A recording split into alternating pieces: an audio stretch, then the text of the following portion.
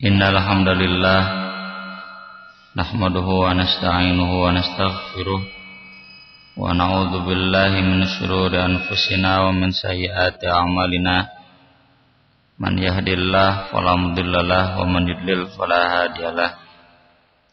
Asyhadu an la ilaha illallah wa asyhadu anna Muhammadar Rasulullah sallallahu alaihi wa ala alihi ajma'in wasallam.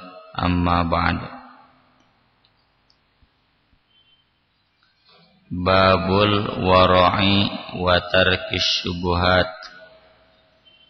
Bab wara' dan meninggalkan syubhat.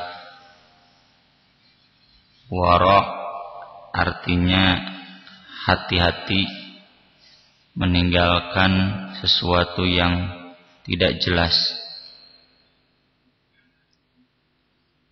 Bagi saya secara pribadi, tema ini sangat berat karena memang saya masih sangat belajar. Yang lain juga masih belajar, tapi yang ini masih sangat belajar. Yang kedua, seringkali penjelasannya tidak diterima. Seringkali banyak mustami yang tidak menerima, meski sebetulnya jadi sangat berat karena harus dijelaskan. Teu dijelaskeun pan doraka, dijelaskeun nyinggung kasarerea. Maka dari itu, sebagai muqaddimah, saya juga ingin menegaskan di sini posisi saya sebagai mubaligh, bukan sebagai orang yang paling suci di dalam wara' dan juga di dalam tema-tema lainnya. Yang kedua, kalau kemudian ada penjelasan dari saya secara pribadi yang memang kurang pas, mohon dimaafkan karena keterbatasan saya nanti memberi contoh-contoh yang sangat terbatas. Tentang definisi syubhat nanti dijelaskan di hadis. Yang menarik di sini, Imam An-Nawawi mencantumkan dua ayat.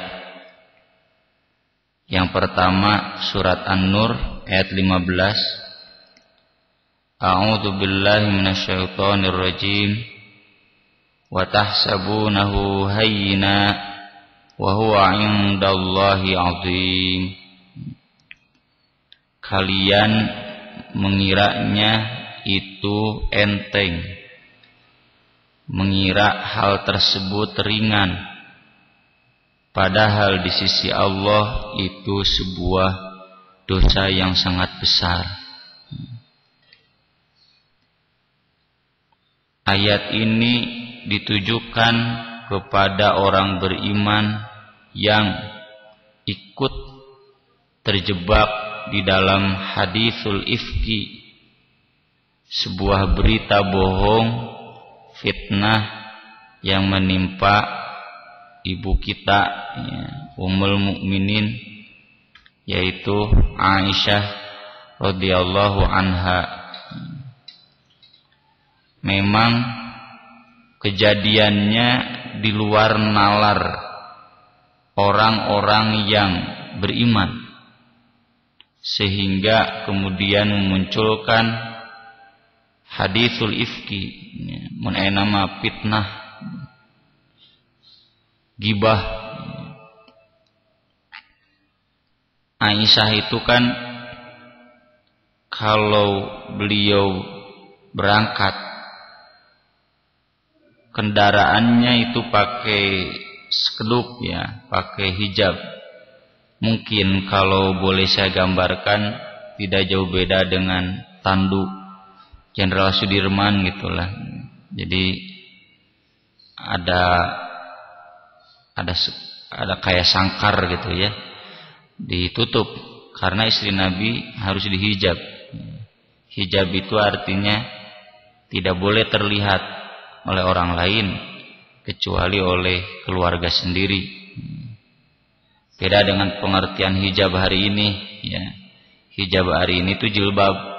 Saya juga tidak mengerti kenapa jilbab kok ramai di dunia fashion jadi hijabers.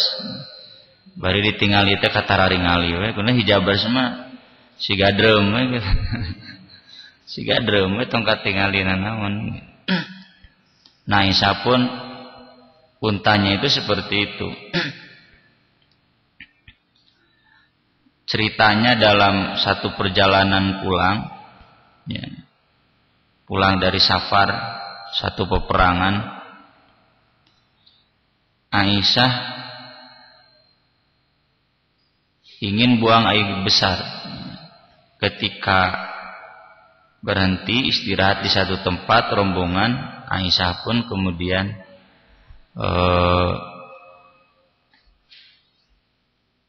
buang air besar gitu. Pas kemudian kembali, beliau merasa saya lupa lagi entah kalung entah gelang hilang. Kemudian mencari-cari dan ternyata ketika kembali rombongan sudah pergi. Nabi sendiri tidak tahu bahwa Aisyah tidak ada di kendaraannya. Mun enamun mobil sugante aya we di dinya teu ka mana-mana. Berangkat saja pulang rombongan. Dan sebagaimana biasa ada seorang pasukan kaum muslimin yang bertugas sebagai lakit ya. Lakit itu pemungut lukotoh. Nah, jadi kalau misalkan dari satu rombongan itu ada 100 orang, nanti ditunjuk seseorang yang harus pulang paling akhir. Biasanya orang pembantu umum, seksi beberes. Ketua sekretaris baralik, pembantu umum beberesnya mereka beres. Nah, ini juga ada begitu. Jadi rombongan dah pulang, namanya Sofwan bin Mu'attal. Sofwan bin Mu'attal ini seorang pemuda yang gagah, yang ganteng. Aisyah juga seorang pemudi kan. Ketika dinikahi oleh Nabi itu masih mudi ya. Masih muda usianya. Nah, beliau memeriksa barang-barang kaum muslimin, barangkali yang tertinggal, dan beliau sungguh kaget ketika ternyata menemukan Aisyah yang sedang ketiduran ya. Tidak ada kendaraannya, sendirian saja. Maka kemudian Aisyah pun diminta untuk naik kendaraan Sofwan, dan Sofwan kemudian menuntun. Nah, kemudian datang ke Madinah. Pan itu di luar nalar. Teuing-teuingeun pamajikan ustad duduaan jeung lalaki batur. Itu kan orang-orang beriman, pikirannya sudah tidak ada lagi husnudzon. Tongboro urang lah, ini tongboro kasusnya seperti tadi. Kita pun kan kalau melihat ada seorang istri tokoh berduaan di waktu malam, kumaha eta teh gitu. Kabina-bina. Dan susah kita husnudon. Dan itu yang terjadi saat itu. Dan tidak lama sesudah itu Aisyah sakit. Sampai berbulan-bulan. Beuki we orang munafik itu cenah. Langsung jeung Sofwan mah langsung nyiram cenah gitu. Ya sungguh sakit. Aisyah sendiri tidak tahu ya, tidak tahu bahwa kaum muslimin secara umum sedang menggunjingkannya. Nabi sendiri pun no comment, tidak membantah dan tidak mengiyakan. Tidak mengiyakan karena Nabi yakin istrinya tidak mungkin ada apa-apa. tidak membantah karena memang Nabi pun susah menerima kenyataan itu. Kenapa malam-malam tidak ada di kendaraannya dan kemudian pulang pagi-pagi berdua dengan lelaki lain? Itu Nabi pun susah membantahnya bagaimana. Saat itu Nabi tidak banyak berdialog karena Aisyah jatuh sakit langsung dan dirawat di orang tuanya, di Abu Bakar. Aisyah tahu itu setelah berlangsung sebulan lebih. Abu Bakar selaku ayahnya memarahi Aisyah. Jadi kurang lebih, ada apa kamu dengan Sofwan bin Mu'attal? Saat itu Aisyah menangis dan bersumpah demi Allah bahwa tidak ada apa-apa, tidak ada yang pernah dilakukan antara Aisyah dengan Sofwan bin Mu'attal. Sampai kemudian turun ayat Al-Quran, ini yang dari ayat berapa ya? Innal ladzina ja'u bil ifki usbatum minkum la tahsabunahu syarran bal huwa khairul lakum. Ya. Itu kalau nggak salah dari ayat 8 sampai nanti ya, itu 2 halaman kalau di surat An-Nur sampai ayat al-khabithatu lil khabithin wal khabithun lil khabithat wat tayyibatu lit tayyibin wat tayyibuna lit tayyibat ulaika mubarrauna mimma yaqulun lahum maghfiratu wa rizqun karim. Sampai ayat itu. Wanita-wanita jalang itu hanya untuk laki-laki jalang. Laki-laki mata buaya hanya untuk perempuan-perempuan mata buaya. Perempuan-perempuan yang suci itu hanya untuk laki-laki yang suci, dan laki-laki yang mensucikan dirinya yang baik-baik itu hanya untuk perempuan-perempuan yang baik-baik. Mereka semua mubarrun, terlepas mimma yaqulun, dari tuduhan-tuduhan orang-orang. Kata Allah Subhanahu wa taala, lahum maghfiratu wa rizqun karim. Nah, dari sejak itu kemudian Aisyah pun menangis dan dia berkata, saya tidak akan berterima kasih kepada Anda semua, termasuk ke ayahnya, ke Nabi, karena yang membebaskan saya dari tuduhan bukan kaum muslimin, tetapi Allah sendiri langsung. Jadi ayat itu maksudnya, mana mungkin jika Nabi lelaki yang suci kemudian istrinya jalang, istrinya melacurkan diri, mustahil. Karena at-thayyibat lit-thayyibin wat-thayyibun lit-thayyibat. Ini yang disebutkan di Al-Quran, hunna libasul lakum wa antum libasul lahun. Kita dan istri itu pakaian yang sama. Istri kita cerminan kita, dan kita pun cerminan istri kita.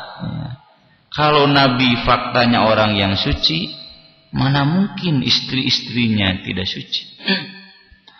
Itu semua makhluk-makhluk, orang-orang suci ini bebas dari tuduhan-tuduhan orang-orang.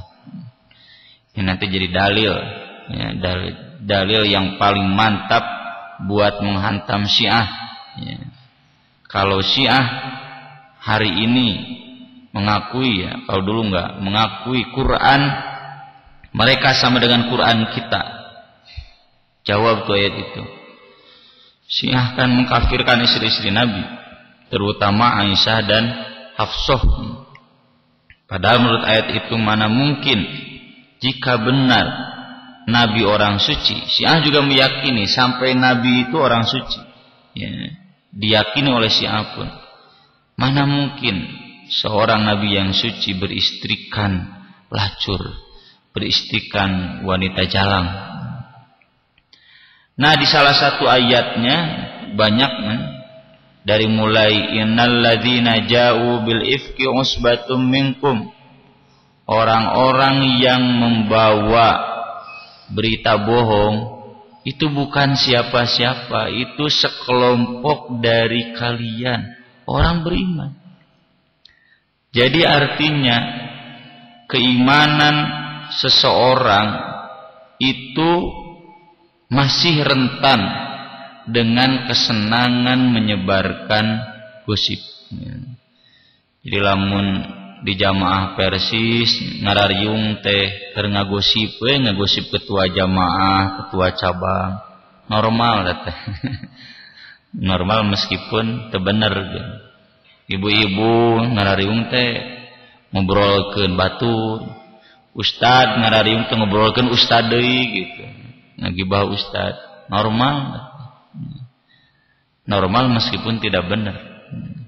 Jadi Allah menegaskan usbatum minkum itu bukan siapa-siapa. Itu sekelompok dari kalian sendiri yang memang menemukan satu fakta di luar nalar. Ini siga tadi kan. Sigana gitu abdi oge naudzubillah min dzalik kabehnya. Mun kitu nyaksian wah meureun moal. Nabi malah yang balam meureun abdi meuri carekan. Nah naonan sia gitu. Beting balik ning lalaki batur kan itu di luar nalar. Jadi normal kalau ada kejadian semacam itu kemudian muncul ifki, gosip-gosip bohong. Kata Allah la tahsabuna syarran bal huwa khairun lakum. Jangan mengira itu jelek tapi baik buat kalian. Kenapa? Baiknya di mana? Untuk menguji siapa yang betul-betul hati-hati warok. Hati-hati dalam menyikapi sesuatu yang belum jelas. Kan tidak jelas terbukti, belum ketahuan benar bahwa Aisyah itu selingkuh sama Sofwan dan mustahil itu. Belum jelas terbukti, kemudian disebarkan. Nah, di sini Allah mengatakan wa tahsabunahu hayyina. Kalian menilai itu biasa-biasa saja. Wa huwa indallahi azim. Padahal itu sangat luar binasa menurut Allah. Jadi normal yang tadi saya bilang normal dalam artian wa huwa indallahi azim. Angre tentengin. Masa ustad mau disuudonan, masa ketua jamaah yang sudah merelakan waktu tenaga untuk mengabdi di jihad, di jamiah, disuudonan. Kalaupun ada kekeliruan ngaranna ge manusia, sampurkeun we.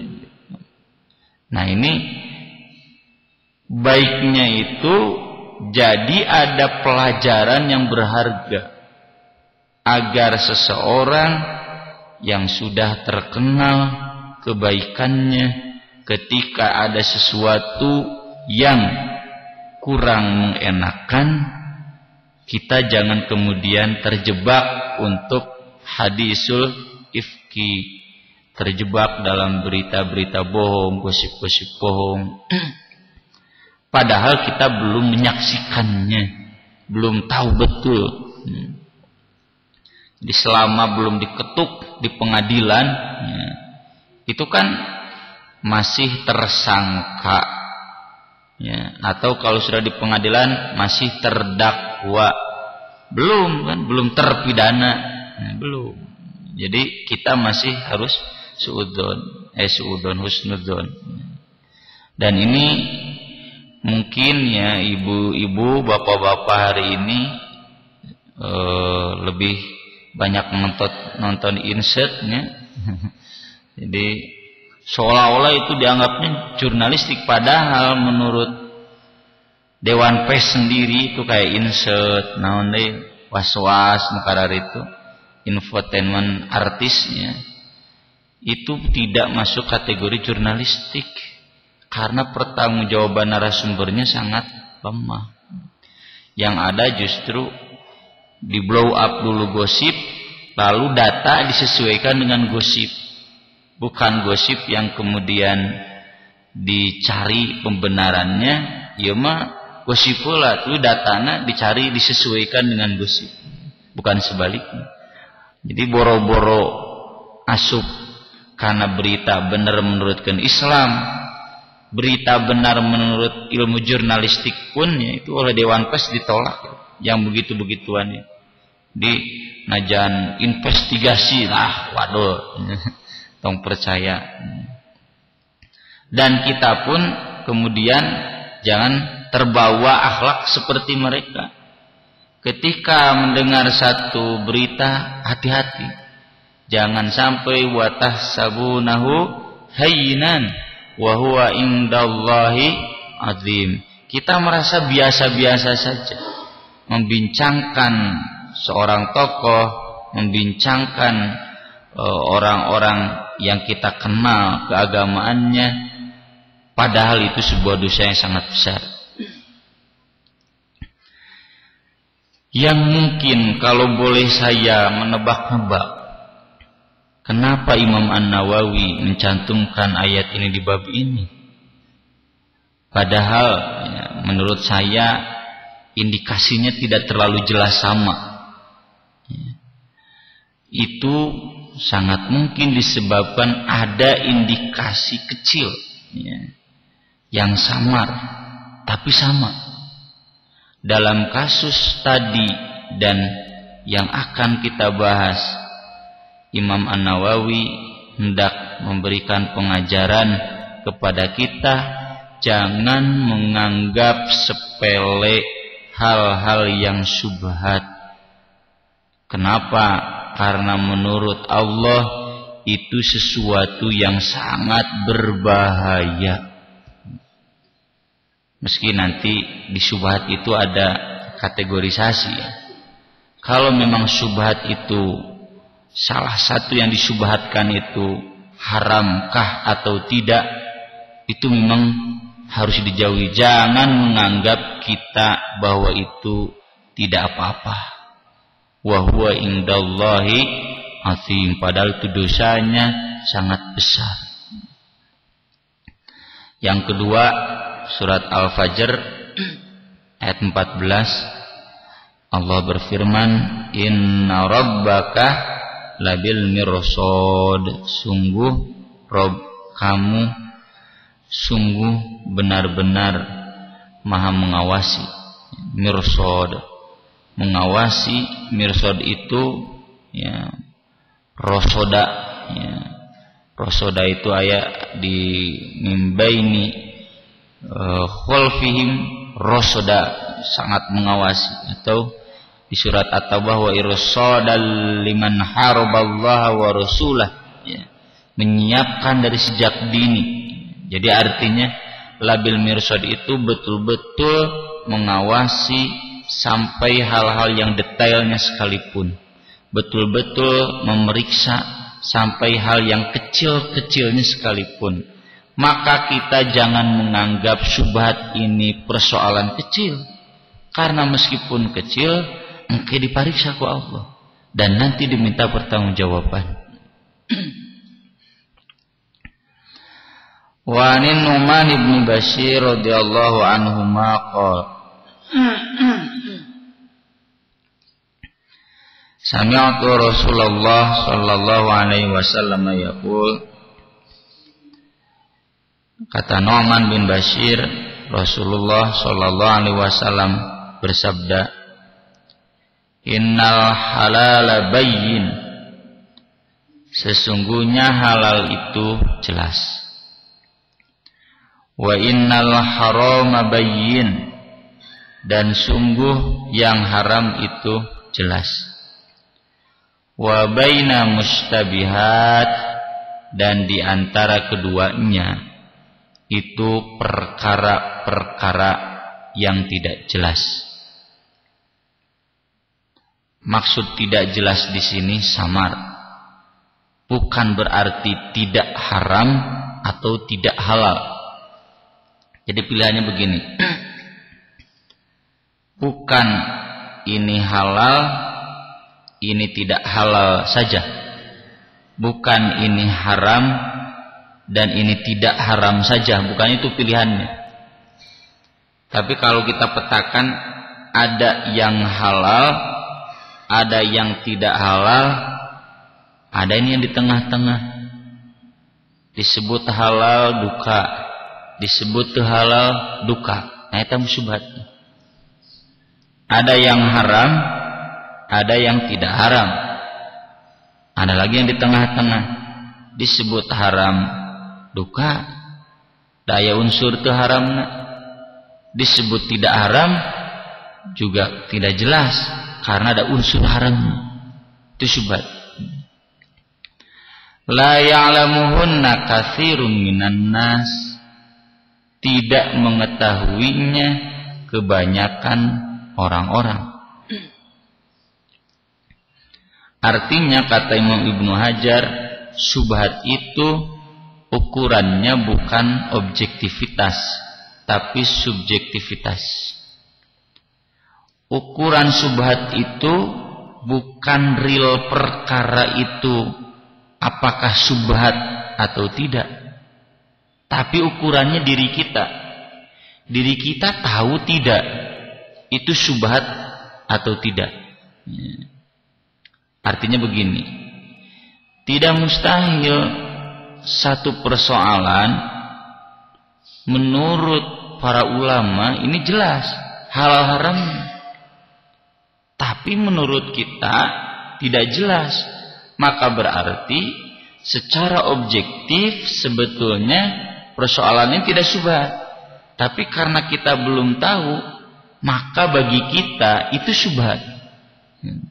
Di standarnya bukan real fakta yang sebenarnya bagaimana, tapi Pak Bu, kalau kita sendiri menghadapi persoalan itu kita bingung. Disebut haram, daging ayah halalna, sigana. Disebut halal, daging ayah nu ngaharamkeun, sigana. Nah, berarti nanti katsirun minan nas, mayoritas orang-orang akan lebih banyak menghadapi kasus syubhat dibanding para ulama. Jadi kadar syubhat bagi para ulama itu lebih sedikit dibanding syubhat menurut masyarakat awam. Tapi Nabi di sini memberikan ajaran, famanittaqas syubhat istabro'a lidinihi wa irdihi. Siapa yang menjauhi syubhat, maka dia telah menjaga kebersihan, kesucian agama dan kehormatannya. Wa man waqa'a fis syubhat waqa'a fil haram. Dan siapa yang kena pada yang syubhat, maka dia pasti kena pada yang haram. Jadi syubhat itu meski belum jelas statusnya haram, statusnya harus kita samakan dengan haram.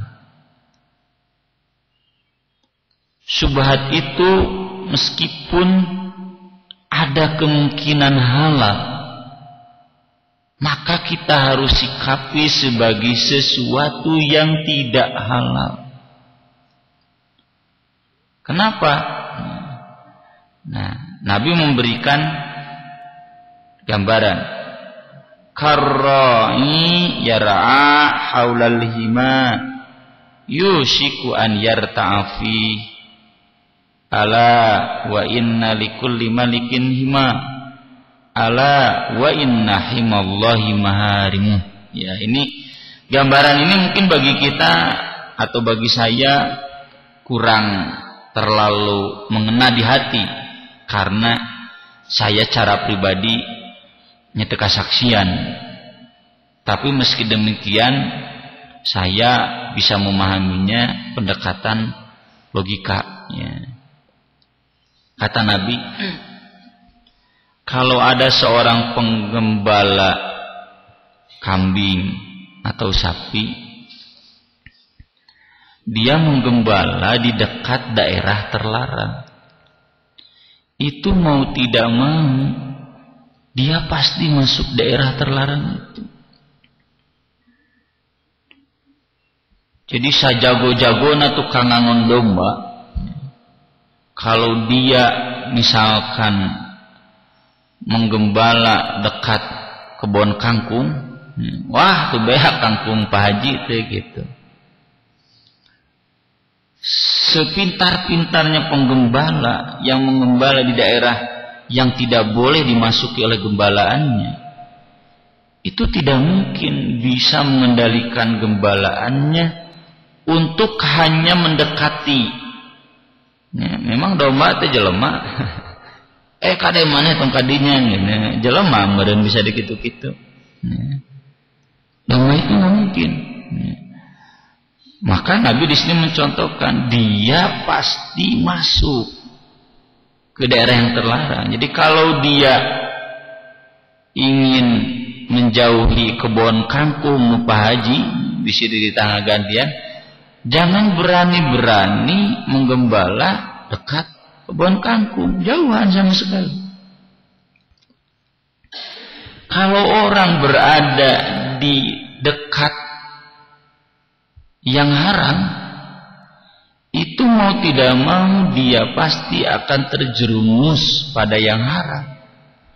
Kalau dia mau selamat, jauhi sama sekali. Itu logika perbandingan syubhat itu. Jadi penggembala itu ibaratnya kita, gembalaan itu ibaratnya syubhat, tanah terlarang itu itulah hal yang haram. Makanya kata Nabi, ingat, yang haram itu adalah ibaratnya tanah terlarang milik Allah yang tidak boleh kita masuki. Agar kita tidak masuk ke sana, jangan berani-berani mendekat. Ibarat nama lempang digigir gawir di sisi jurang pisah. Tina 20 orang ayam mau nulabuh, pasti ayah. Kalau memang ingin selamat, tong deket-deket kan gawir, jauhan saeutik. Jadi itu logika syubhat. Kenapa Nabi menggambarkan, menyebutkan orang yang menjauhi syubhat, menjaga kesucian agama dan kehormatannya? Kata para ulama, karena di dalam syubhat pasti ada unsur haram. Misalkan nih syubhat, maka yang 10%-nya atau mungkin 50%-nya itu pasti anu haraman. Kalau kemudian dia masuk di sana, pasti benang kunun 50% haram itu. Itu berarti mencelakakan agamanya. Tidak mungkin. Oh cenah, siapa tahu yang syubhat ini bersih dari haram atau begitu halal. Matak disebut syubhat ogi karena ada unsur haram. Dalam mempugu jelas keharamah lain syubhat. Yang kedua, kenapa dia disebut membersihkan kehormatan dirinya? Karena orang yang meninggalkan syubhat akan bebas dari celaan ulama, celaan orang-orang yang solih, yang tahu betul bahwa di sana ada unsur-unsur haram. Jadi geus ngalaknat gitu. Kan kalau dilaknat oleh orang soleh gimana jadinya? Dilaknat oleh ulama bagaimana? Itu kan jadi tidak berkah hidup itu.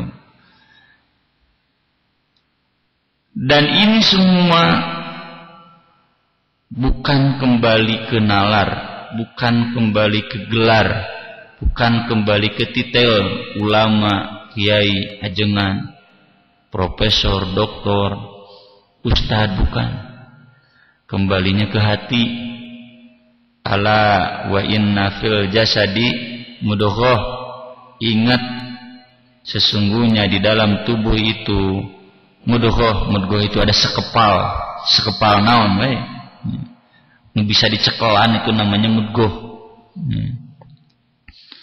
Idza sholahat sholahal jasadu kullu. Jika mudghah itu baik, tidak ada cacatnya, soleh, tidak ada cacat, mulus, maka badan pun akan mulus semuanya. Wa idza fasadal jasadu kullu.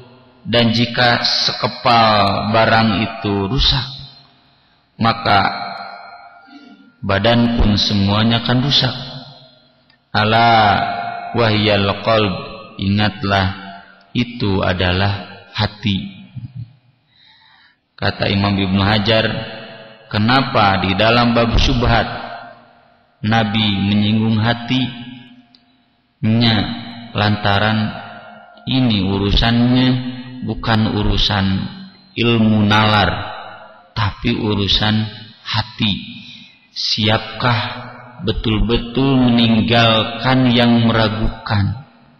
Karena ragu itu bukan di sini, tapi di hati. Najan ku urang diyakin-yakin ieu halal, hati mah moal bisa dibohongan. Tetap meragukan. Najan diyakin-yakin pakai 1001 dalil ini boleh, hati mah moal bisa dibohongan. Ketika ada ulama yang menyatakan Z beda dengan kita, itu akan menjadi gelisah. Maka ukuran seseorang berani meninggalkan syubhat itu menjadi standar sejauh mana normal dan tidaknya hati seseorang. Mun masih kene mulus, tidak ada cacat, maka dia akan meninggalkan semua perkara-perkara yang syubhat. Tinggal pertanyaannya, apa kriteria syubhat yang bisa diturunkan dari norma ini? Ya, kalau ini kan masih normatif. Kalau diturunkan dalam bentuk rumusan-rumusan, bagaimana? Di buku saya ya, yang Ar-Risalah, yang Islam Kafah, saya sering mengutip pendapat dari Al-Hafidh Ibnu Hajar Al-Asqalani di dalam kitab Fathul Bari, dan itu disepakati oleh para ulama. Syubhat itu adalah sesuatu pertama yang kita tidak tahu. Yang kita tidak tahu apakah ini halal atau haram, maka kita tinggalkan. Nanti ada contohnya di hadis-hadis berikutnya. Yang kedua, syubhat itu adalah perkara yang diikhtilafkan oleh para ulama. Para ulama menyebut sebagian haram dan sebagiannya lagi menyebutkan halal atau makruh. Ya. Asal ada ulama yang mengharamkan, itu pasti syubhat. Karena ulama tersebut menemukan unsur-unsur yang jelas haram. Meski menurut ulama yang lain halal atau makruh. Makanya nanti jadi kaidah, jika sesuatu mukhtalaf bainal makruh wal haram, fal hukmu haram. Kalau kita menemukan satu fatwa menurut si A makruh, menurut si B haram, udah mending pegang yang haram. Kenapa? Itu lebih selamat. Isi urang ancelup kadinya ternyata itu haram. Kalau ternyata makruh, kan tidak jadi dosa kita meninggalkan. Termasuk jika itu diperselisihkan apakah haram atau mubah, tinggalkan we, pegang haramnya. Yang ketiga, persoalan subhat adalah sesuatu yang hukumnya makruh. Kenapa sesuatu yang makruh dikategorikan subhat? Kata para ulama, kata Ibnu Hajar, karena kalau disebut halal, ya Nabi melarang. Ya memang jelek. Ini makruh itu kan jelek. Kalau disebut halal 100% mubah, ya tidak bisa. Kenapa? Karena ada unsur jeleknya. Karena ada unsur yang terlarangnya. Makanya makruh itu juga subhat. Yang terakhir, yang keempat, mubah yang berlebihan. Lalajo persib. Sakali matena naon, ngantong sakali tuluy persib dilalajoan. Itu mubah yang berlebihan, itu adalah subhat. Di mana subhatnya? Nanti pertanggungjawaban kita di hadapan Allah bagaimana? Ailalajo persib mineng khusu hari ngaji Quran, teu mineng ngaji oge teu khusu, nunutan deui balobana teh. Tah subhatna teh di dinya. Ngadengikeun atau nonton The Academy tanya Pak Bu tahu nggak penting teh ulah lah loba aurat itu kan jelek. Ongko urang teh geuleuh mun budak urang nu awe nemongkeun aurat ari kurang miresep unggal peuting di lalajoan jeung di SMS segala. Itu bagaimana ini subhat ini jelas. Meski hukum asalnya mubah. Tinggalkanlah. Kan waktu malam itu kata Allah juga waktunya untuk zikir, waktunya untuk warattilil Qur'ana tartila. Bawa-bawa urang teh teu connect wae kan ngaji da eta. Nu na pikiran teh yang lalajo di akademi. Jadi teu connect wae kan ngaji. Itu subhatnya di sana. Meski sekali-kali ya, kata Nabi boleh saatan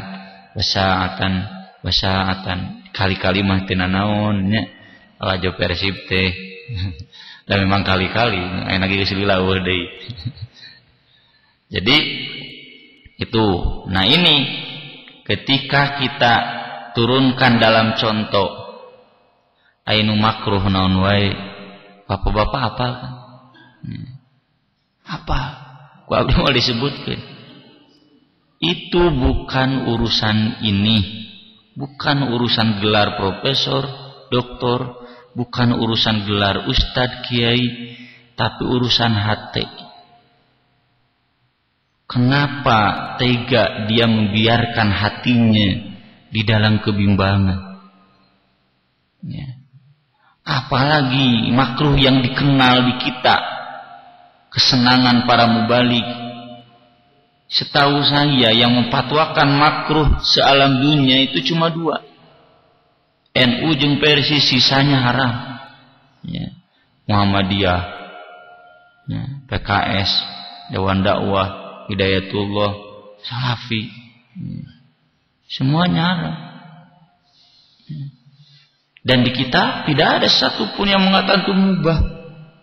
Jadi jelas subhat.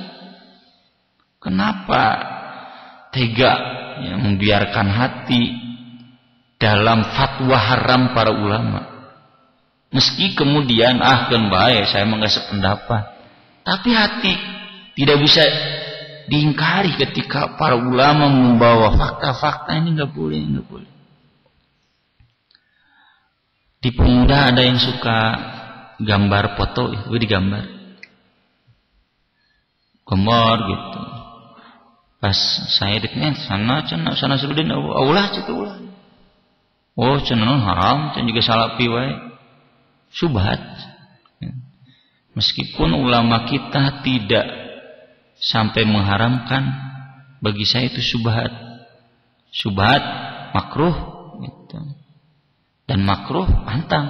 Kenapa? Memang dalilnya banyak yang mengkritik seperti itu. Atau cenah dipoto haram, beda cenah. Foto mada ngopi. Wujudna menu Allah. Ieu mah ngagambar meunang urang. Kan yang jadi haramnya itu di hadis mewujudkan sesuatu menandingi ciptaan Allah. Semua pelukis kalau ada kepuasan bisa mewujudkan sesuatu, di sana dosanya. Harusnya tetap tawadu, ini nggak ada apa-apanya, tapi tetap makruh.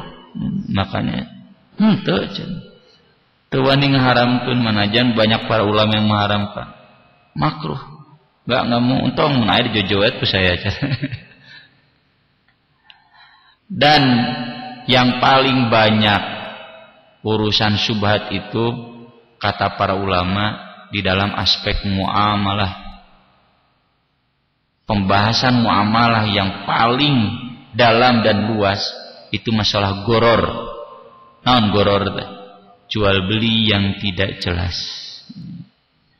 Bahkan saya semalam baca kitab-kitab syarah yang kontemporer. Garalak Pak, Bu. Untuk urusan bunuk teh jamatin bank, itu sudah bukan lagi syubhat, jelas haram, riba gitu. Saya kemarin ada yang nanya, kenapa tuh Ustaz? Kok tidak disosialisasikan? Itu tidak disosialisasikan, atau kamu ya ada santri nanya, kamu ngomong disosialisasi? Gitu. Seharusnya saya bilang, ketika ada fatwa dari ulama sampai 2 kali kan MUI itu kan ngaharamkeun, itu jadi isu besar. Tapi ini tidak jadi isu besar. Kenapa? Karena orang-orangnya nggak mau ini diisu besarkan. Media nggak mau, ormas Islam juga mungkin nggak mau. Nah, ada para pengurus nama rasikana urusan jembang, boga imah tibang, boga mobil tibang. Padahal ini kata para ulama yang saya baca, Syekh Asami, Syekh Utsaimin, itu sarah-sarahnya garala. Eta mah geus lain urusan syubhat deui puguh haram. Nah, kalau kemudian ada ulama yang menyatakan enggak apa-apa halal, berarti syubhat. Syubhat tetap harus dinilai haram. Termasuk di transaksi-transaksi yang hari ini fatwa ulamanya banyak. Beberapanya saya sering muat di buletin At-Taubah. Ini fatwa ulamanya tarimaheuk teu kajeun. Tapi bagi seorang muslim ketika mengetahui ini dia memfatwakan haram kehilaanan, kita harus kemudian bersentuhan dengan yang haram. Sekali lagi, ini persoalan syubhat menurut hadis ini harus kita statuskan sebagai yang haram, dan hati kita harus dibersihkan dari hal-hal yang haram. Aqulu qouli hadza wa astaghfirullah li wa lakum.